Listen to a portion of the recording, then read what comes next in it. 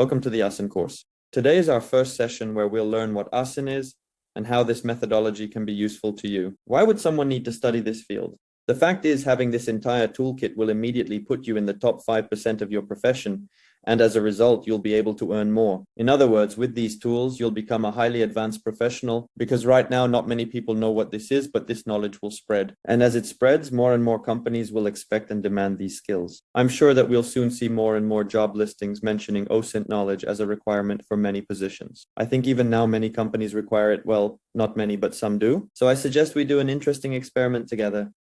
Here, I'm looking at job listings.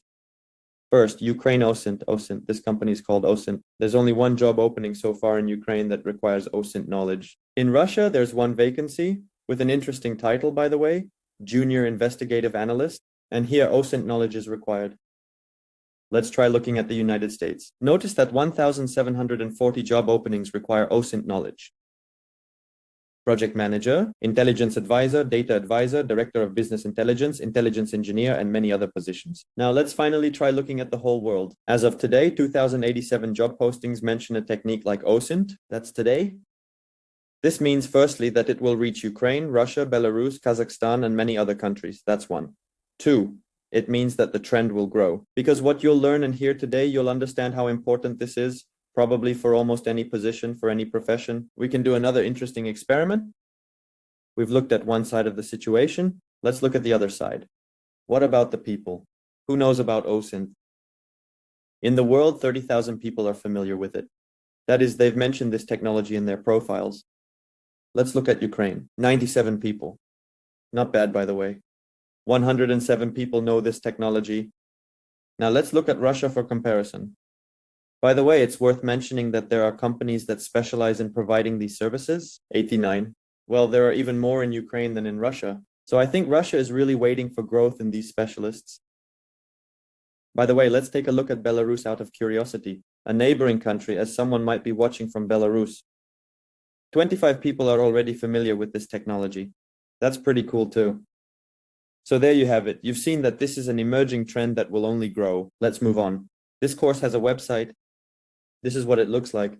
And at the end, if we're not acquainted with someone, my name is Mike Pritula, and without realizing it, I first used OSINT techniques while working at Alpha Bank. In 2006, when I was searching the internet for the candidates I needed, I wrote search terms like marketing director says, understanding that it was likely written somewhere on the internet. So I'd find a mention of some marketing director.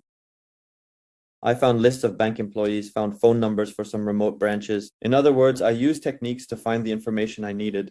I didn't realize it was OSINT at the time, but I was using some of the techniques. I became more familiar with OSINT techniques as such and with that name while working at IDL company. When we actively applied these techniques in recruiting, because recruiting is a fairly common field where these techniques are applied. By the way, many recruiters and sources don't realize they're using these techniques. Let's move on. This is a set of practices that I use in my work.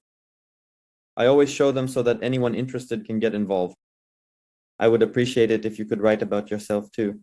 I am just curious if we have human resources professionals, recruiters, or other positions joining us today. Please write your city, position, and company. If something is confidential, please mention that.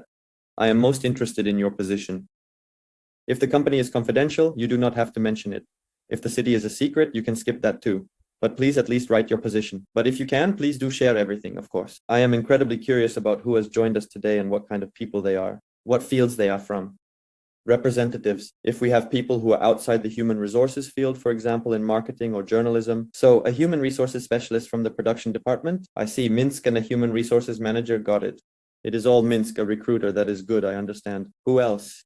We have someone from Kazakhstan and a human resources director with us today. Excellent. Deputy head of personnel and social affairs. So the majority so far are in human resources. Okay. All right. Those of you who are already in our course, homework assignments await you. Completing them will allow you to receive a diploma that will mention OSINT. You will probably be among the first people to have a diploma in this field, as it is a very new direction. This course we are taking consists of 6 sessions. Today we are getting acquainted with what it is. In the second session, we will discuss how to prepare ourselves, that is, what tools to get ready. In the third, we'll learn the basics, and in the fourth, more advanced topics. In the fifth, we'll talk about finding people, and in the sixth, finding contacts, because these 2 points are very popular in application across many professions like marketing, sales, recruiting, journalism, you name it. Today, we'll talk about what open source intelligence is, which is abbreviated as open source intelligence techniques, and we'll explore several areas, which are the most typical representatives of these fields. Well, of course, there's much more to it. We'll talk a bit about ethics and discuss how Bellingcat, a very well-known journalistic organization, uses its technologies to do some really cool things. So what is open source intelligence techniques? Open source intelligence techniques. It's the collection and analysis of information from publicly available sources. This is the crucial point. If anyone had any association with hacking, we'll talk about that in principle today. It's worth rethinking that understanding, as this work is, of course, mostly legitimate. In today's reality, we're mainly talking about internet sources. Although open source intelligence techniques existed before, today it's about internet sources, because as you know, everything can be found on the internet. You might also hear the term internet intelligence. This is another name for open source intelligence techniques. That's how people often refer to it when talking about open source intelligence techniques. Internet intelligence, I think it's interesting. Well, because intelligence can be said to refer to reconnaissance or espionage. That's what open source intelligence techniques is. Let's move on. A bit of history. Around the 1940s, they first started working with open source intelligence techniques, and it wasn't about the internet. It was about collecting data from radio signals and public materials. Of course, all of this was used in intelligence services and military affairs. Then the internet started to develop rapidly. All of this moved to the internet. The Central Intelligence Agency actively started using, or more precisely, opened an open source center. They used the internet to collect data. And then it started to develop in different directions. All kinds of internet started to appear, like the Internet of Things, access to various devices, which also began to be actively used. And today, open source intelligence techniques is used in a huge number of fields, including politics. If you remember how Cambridge Analytica became very famous for their involvement in the US presidential election race, that was OSINT. In business, it's widely used in investigations, investments, and security. In general, there are many applications. Next, open sources play a key role here. Look, what's interesting is that in 1947, a CIA analyst named Sherman reported that already about 80% of the information the country collects is from open sources. A little later, the head of the United States Army Intelligence, Sam Wilson, said that already 90% of intelligence data is obtained from open sources, and only 10% is the professional work of agents and spies. Thus, those who work with OSINT are like modern-day James Bonds, in a way, who know how to find very interesting, very useful information. Let's move on. What makes OSINT convenient in work? First, it involves much less risk. Everyone who requires the collection of, important and necessary information using OSINT specifically, they take fewer risks in violating someone's privacy. That is, by not intruding into someone's personal life or hacking anything. Secondly, it's much cheaper. You don't need expensive software or additional equipment. There are certain services that may be paid, but their cost is very low to use. And such information is easy to access, meaning you can go online and you have access to the information you need. And it's always up-to-date information. The issue of legislation is important here, so there will be a link to relevant laws and how OSINT intersects with legislation in order to not cross that line, to do everything correctly and legally. Let's move on. What's the power of this OSINT? The fact is that nowadays the internet is becoming a digital reflection of our lives. It's commonly said nowadays that everyone on the internet leaves their digital footprint. When we go on the internet and do something there, we really leave a lot of traces. These steps of ours remain. We sign up for Facebook, and that's already information about us. We start posting posts, photos, comments, likes, reposts. It's a huge amount of information. We create accounts on LinkedIn, Instagram, Twitter, Clubhouse, TikTok, or somewhere else. These are also our digital footprints. We write articles, log in, register for some events, some websites. We register on forums, leave reviews about products, hotels, anything. We upload some photos to Google Maps. So we do a lot of things. Even if we are on some private website, leave our email and our data, and then it gets hacked, this digital footprint of ours becomes public. In general, as soon as we get on the internet, we really leave a lot of traces behind. So absolutely everyone on the planet who is on the internet does this.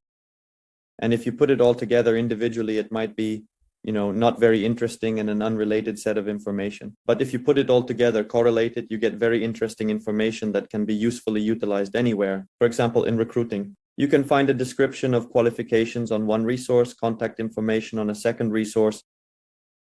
On a third resource, something about a person's hobbies, and contact the person based on their qualifications and interests to engage them. This is one of the simple cases.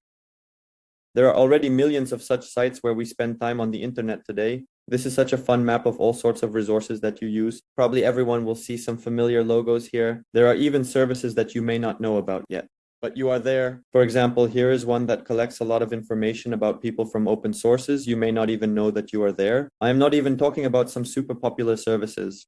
That is how it is. That is where the information for internet intelligence, or OSINT, comes from. Let us move on. Why should we study OSINT? Why cannot we just use regular Google, which is basically available to everyone? The fact is that Google is not designed to give you the exact result you need. As soon as you start using OSINT tools in Google, you start seeing this message. You have generated some unusual traffic from your device, from your computer. You're definitely not a robot there, but a real person, and you have to check the box. Give a thumbs up if you've seen this message in Google and had to check the box. If you've experienced this, give a thumbs up. Let's see if there are any here. Sources who work in recruiting encounter this regularly. Advanced recruiters encounter this regularly. People who are familiar with OSINT techniques also encounter this regularly. For example, I use OSINT techniques even in everyday life, and I also often encounter this notification for seemingly harmless queries. Why is that? Because today, very few people search for information in the way that OSINT allows you to search for information in the world. 1 in a million. Well, that's just my estimate, 1 in a million. For Google, we're not typical behavior. Google is designed for people who ask it questions as if it were a real person, like, how do I make scrambled eggs? How do I replace a drive shaft in a BMW? When will iPhone sales start in Ukraine? These are the kinds of queries, and it tries to show results that best match such queries. Few people come in and ask questions like, which developers in Kyiv know JavaScript technology and something else? Such queries are extremely rare, not typical for Google, and Google isn't geared for them. What's the worst part? Okay, let's forget about this notification. It's no big deal. You can click as much as you want, but it tries to optimize, it tries to adapt to its users, and it simply doesn't provide by default the data we need. That is, if your task is to find certain people you're interested in. Well, many recruiters here, I'll be addressing this topic more. Although whether you're a marketer, journalist, sales manager, or head of security at a bank, you'll have these tasks too. When you need to find certain people with specific knowledge in a particular city, Google won't show them to you just like that, unless you give Google such specific queries, so precise that Google has no choice, and then it can show you so many interesting things that you'll be shocked. What else is interesting about Google? It's actually quite a funny thing. It often shows us that millions of results have been found. We can see at the top of the page that 15 million results have been found. However, you'll never even see 1,000. When you start clicking through the pages, you'll see that Google will show you only 300 results. For example, if you have 10 results per page by default, you'll open the 30th page and then it will stop. If you set it to display 100 results per page, there will be 3 pages and that's it, stop. This means Google is not interested in providing all the information. I mean, I can assume or metaphorically say this is a kind of human perception that hides a lot of information from you, supposedly for your own good, showing you only what's necessary. Therefore, to actually see something important, something necessary, you need to understand how to search for it there. That's what OSINT is about. Tools for OSINT. Some of them are free. And indeed, for example, Google search operators are free. There are many free plugins and services. There are temporarily free ones where someone creates something to test, gather an audience, and then it becomes paid. And there are paid ones. Well, I can also say that many tools probably, with rare exceptions, almost all tools go through their life cycle from birth to end because many tools are being blocked by someone. These can be various organizations. LinkedIn blocks plugins for working with LinkedIn. Google might block something else. Some organizations, some governments in short, can block, so everything that exists may eventually stop working. For example, there was once a very cool Facebook search tool, Facebook Search. It worked until it was blocked. Facebook decided that there was no need to search the way this tool did and blocked everything. Let's move on. Here's an example of what it might look like. There's an interesting bot called How to Find Rue. This bot has a database of up-to-date search tools. To use it, you need to subscribe. It costs about $1 per month. You can subscribe for just 1 month. Then, based on your request, it provides you with a set of different bots or services that allow you to search for various things. Here is a screenshot showing how this bot works. I actually paid for a subscription to show you. There are many tools like this. Someone who is not familiar with OSINT has no idea these tools even exist. For example, many of you know the Get Contact app. Give a thumbs up if you know it. Get Contact, once installed on your phone, allows you to look up any phone number and see who is behind it. This is probably just one of billions of such services that exist in the field of OSINT. Of course, many of these services might not be relevant to your country, your industry, or for other reasons. But if you put them all together, there is practically a tool in the world for solving any task. It is really fascinating. Many of these tools are on the edge of legality. I am specifically addressing this in today's lesson. Get Contact, for instance, is one of them. I deliberately chose not to include some interesting tools that no one has mentioned in this lesson. Once I shared a bot tool with recruiters that could display a ton of contact information just from a last name. I immediately got called out for sharing such an ethically questionable tool. I said, oh, I will not do it again. For now, I am just stating that these tools exist. Next, when we engage in OSINT, or Internet Intelligence as it is called, we need to follow a specific algorithm. First, we need to create a research plan and determine what we want to find. In other words, we need to draft a written plan. Next, we need to prepare the necessary software and hardware. Most often, this refers to software, which we will discuss a bit later. There are certain tools that might require Windows, for example. If you are a Mac or Linux user, you might need access to a different computer. Next, you need to search using all available identifiers of a person or any other relevant information, such as name, contact details, email, nickname, and so on. Then you need to gather information, analyze the collected data, and prepare a conclusion and results. Finally, archive the information and clean up everything. I'll repeat, OSINT services are provided by companies, and there are various types of companies. Some provide services in recruitment, which is simply sourcing. Others focus on reputation checks. For example, if your company is planning to enter into some kind of relationship with another company, like a big contract, and your company wants to ensure that this counterparty is reliable. There are organizations that will verify this counterparty through open sources. Nowadays, sources are becoming more and more open, even government ones. In Russia, a lot of financial information is being disclosed, and even companies in Ukraine are doing the same. Recently, a law was passed on the disclosure of financial information of legal entities. So there are many sources, but not everyone knows where to look for this information. That's why knowledge about OSINT allows you to know where to search. By the way, here's another interesting thing about this course. First, I'm putting this course together using OSINT techniques, among other things. That means I'm gathering information. I have some experience of my own, but I'm still collecting fresh information using these techniques. That's one thing. Secondly, in this course, you learn how to find additional tools. So firstly, you get some tools. And secondly, you understand how to find new tools for your specific tasks. So this course gives you, let's say, 10% of knowledge about OSINT. And this 10% unlocks the remaining 90% for you. These 10%, you can easily access the other 90%. Because it's impossible to learn all 90% as there are so many applications. There are many different areas. I suppose it's possible within your own profession. Although when I look at recruiting, the amount of knowledge from OSINT in recruiting is significant, but that's sourcing. You could make it a 2-year course with daily 4-hour classes, for example. There's so much to learn that if you try to cram it all into someone's head, it's useless in modern society. In modern society, it's useful to know how to find information rather than knowing absolutely everything. So how it's applied, is that the type of example? How OSINT is applied in recruiting? It's searching for people's resumes where we don't usually look, meaning outside of job sites. It's finding candidates, not candidate resumes, in places where we don't usually look. It's about finding people's contact information. You'd be surprised, but it's very easy, especially if you have money, to find contacts for virtually anyone. The internet knows a lot. It's gathering information about the candidate in order to properly present the job opportunity. And it's finding different lists of candidates to work with later. For example, sending them mass emails. How does this work in recruiting? In recruiting, this is called sourcing. It usually looks like a 3-step process. The first step is finding names using tools like X-ray Boolean search. In the second step, contacts are found. Plugins and services help here. And in the third step, tools for contacting people are used, such as Gmail, Facebook, Skype, Telegram, and whatever else.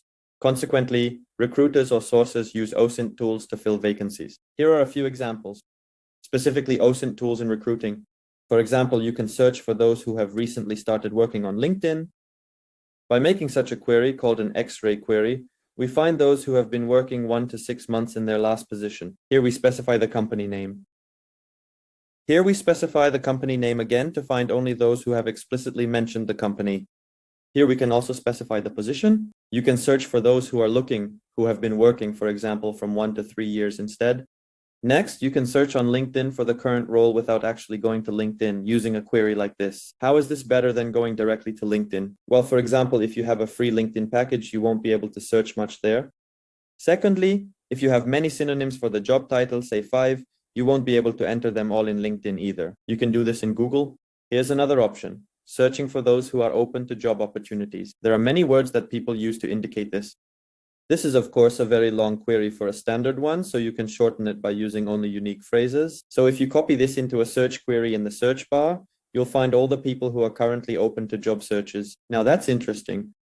Next, you can search for those who are open to relocation now. If you have a job opportunity that involves moving, what else? You can search for profiles on LinkedIn with open contacts without waiting for them to add you, because on LinkedIn, there's now a limit of 100 new contacts per week, so you can't add in bulk anymore. So one solution is to look for those who you don't need to wait for them to add you, but who have listed their email in their profile. This kind of query will help you do that. Next, you can use a query like this. People are starting to use emojis now, so the presence of an emoji related to contacts in a profile most likely means that a phone number or email follows. This is also a method. All these queries, all these examples that I'm showing, first, I recommend you try these for yourself out of interest. And secondly, they are based on certain assumptions about what might be in profiles. These assumptions are called hypotheses and are based on specific knowledge of how LinkedIn or some other resource we're working with operates. You can search for people who provide consultations. That's a thing. There's this thing, I'm job hunting, but it's impossible to search for job seekers using Excel queries. You can only search for job seekers if you have a LinkedIn recruiter package, unfortunately. But you can search for those who have indicated that they're willing to provide consultations. Often people who are job hunting immediately enable these two things. I'm willing to provide consultations and I'm looking for a job. So if this feature is enabled and it's visible to everyone, we can search for people who are in this moderately active job search. We use this kind of query for that. We insert the job title there and find these people. Next, Tilda is a new tool, a website builder, and many companies are starting to use it. Even big companies like Rambler or Beeline of that caliber create landing pages for some promotion or something on Tilda. Many people post their profiles or resumes on Tilda. Knowing how Tilda works, we can make a query. Here it is. And find, for example, designers in Moscow, or we can replace designer in Moscow with something else and find people of interest. WordPress, also knowing WordPress logic, we can learn that all files are uploaded to a strictly defined address. And WordPress, for example, powers 30% of websites worldwide on the internet. That means a lot, almost a third of the internet, stores some data on sites at a specific link. Therefore, by making the right query, we can find resumes. Next, you can enter the job title, country, and try to search. That was recruiting. How this is applied in marketing and sales? In how many ways? It can be market analysis, information gathering, searching for reports, compiling lists of companies, competitors, and clients. This can be used for analyzing customer opinions, for example, searching for all mentions of the company, NASA, competitors, or anything else. This could be gathering information about competitors through their employees, what people write, what positions they hold, where they work, what they do. This could be gathering information about a client or potential client. Maximum detailed preparation. This can be used for lead generation. That is, many companies use OSINT, particularly LinkedIn, for example, to generate leads. Next, here's an example, searching for competitors. We take our website or a company's website, use the related operator, and find competitors. I tried to find competitors of the Rosetka website. Look, there's Moyo, Repka, Comfy, Brain, and so on. Very interesting. Google tries to find the most similar websites. Consequently, we quickly got a list of competitors. In any market, in any country, for any industry, for any company, you can quickly find competitors in marketing. You can search for who places native advertising, which websites, for example, if I need to place some advertisement for my new product, so that leading websites would write about me. Who does this? Knowing how OSINT works, how search works, I just make a query. Write, for example, real estate Kiev. This is the area I'm interested in, for instance. And the text, and for example, material prepared with the support of, and I find it, it's being placed. MyH is placing ads there, and there are likely a bunch of other resources as well. Here are a few synonyms for what it might look like, that is, different names. This is how it can be used in marketing. In journalism, OSINT is very popular. I think many have heard of an organization like Bellingcat. Let's gather some feedback. Put a plus sign if you've heard of Bellingcat. These are international journalists. It's an independent association and most likely even an organization. These are enthusiasts, by the way, OSINT enthusiasts and journalists who work together on such high-profile investigations in different countries. Only one person knows. Google it. There will be a link further down. I'll tell you about them. Journalists, very cool journalists, actually use OSINT to prepare top-notch materials. They conduct investigations. They gather facts. They verify facts. In other words, good journalists always use OSINT to double-check their facts. They find people, establish contact, and then proceed with their journalistic work. Here you can read about journalism. There are many different techniques. For example, there's a method for estimating how many people were at a demonstration based on photos. There's a way to find witnesses using Strava. Strava is a running app. Just imagine that is an event occurred, and using Strava, you can find witnesses to this event because someone, for example, might have been running there and could have seen it.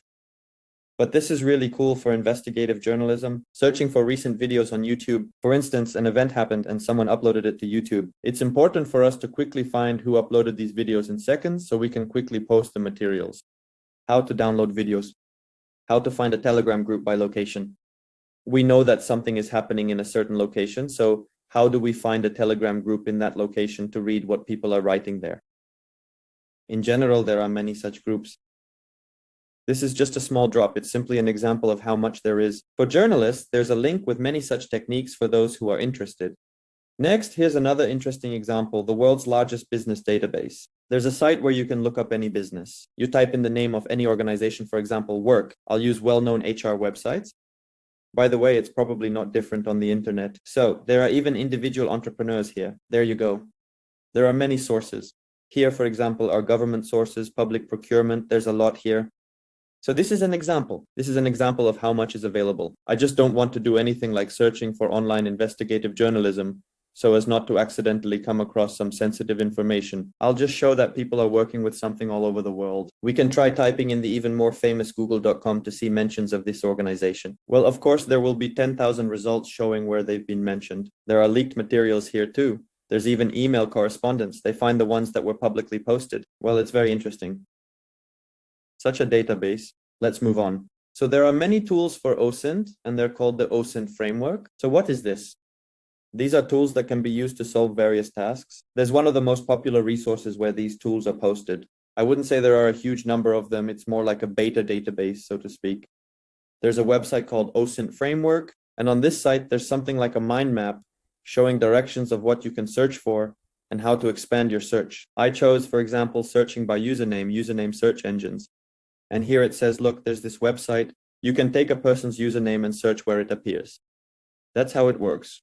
For example, you know that a person on Telegram has registered as Michael, or on Facebook, in their address bar, it says Mike Pritula at the top, or they have a Gmail account, or they have it somewhere else, but I'm using Michael as an example, and they might have a login that's something like donut, teddy bear, you know, the kind of things people usually do on the internet, heart and so on, yeah. I mean, it'll be a bit funny. Look, I wanted to show you. I mentioned that these tools sometimes don't work.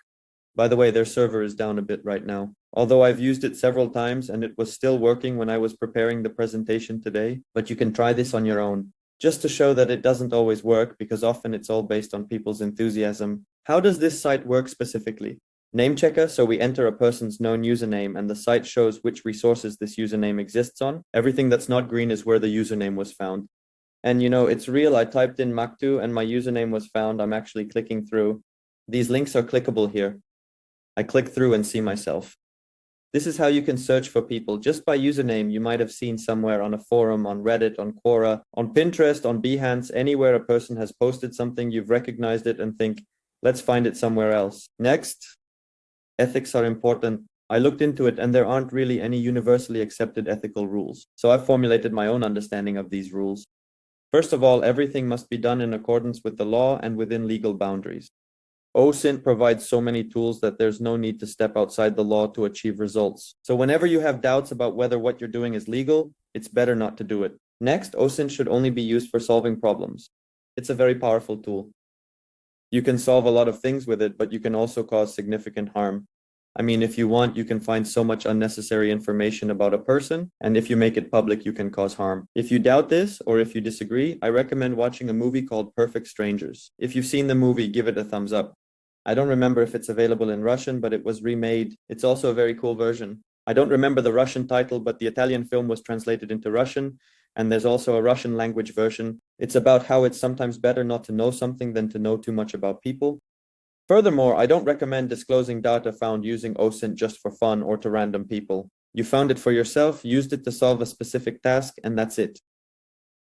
Don't cause harm using OSINT. Remember, this tool was invented for benefit, not for harm. So stick to these rules and don't cause damage. And of course, don't use it in criminal activities or in aiding such activities. So if you ever have some stupid idea like, what if I blackmail someone? Absolutely not.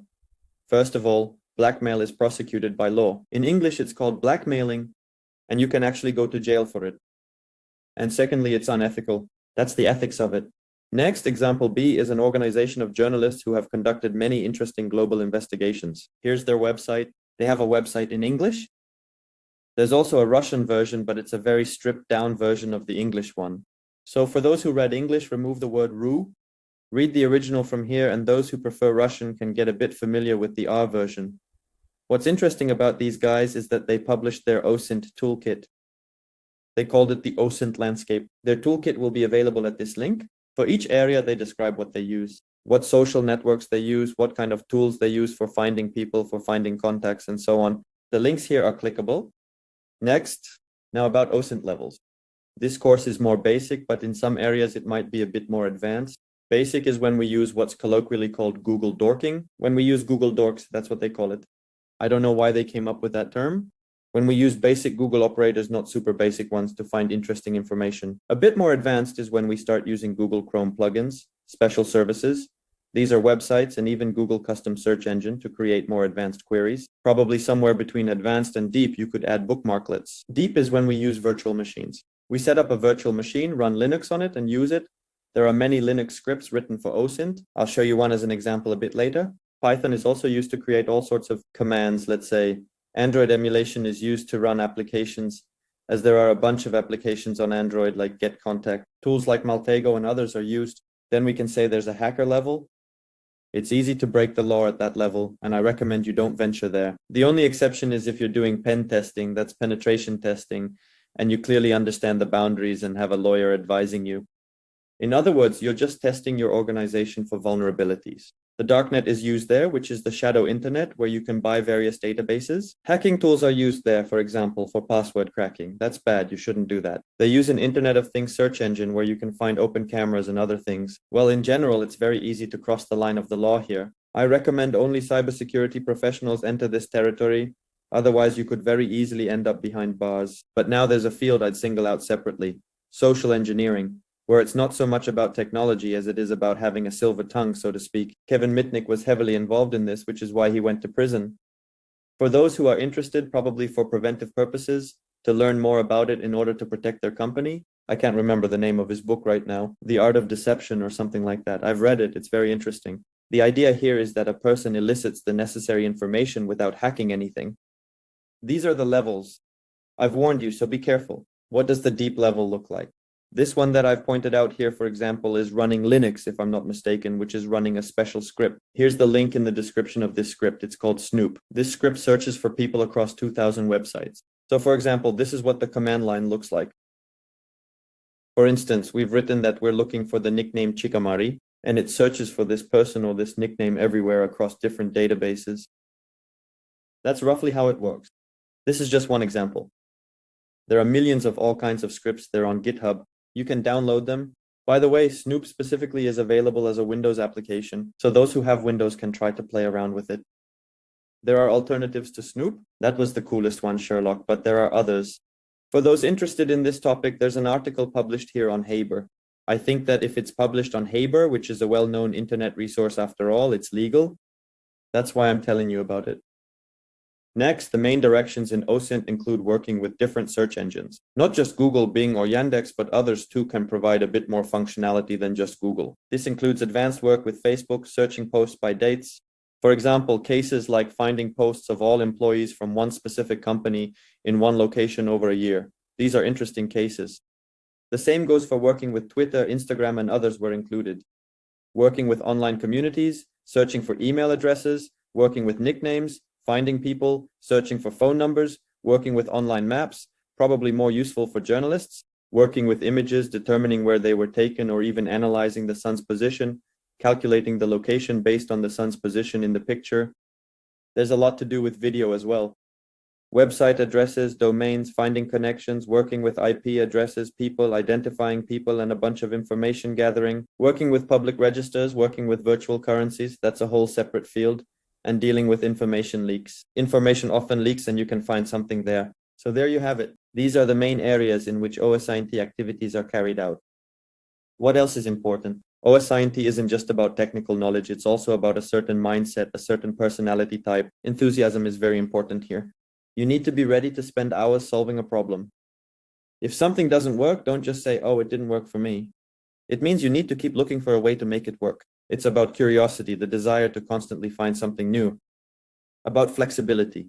If something stops working, find an alternative.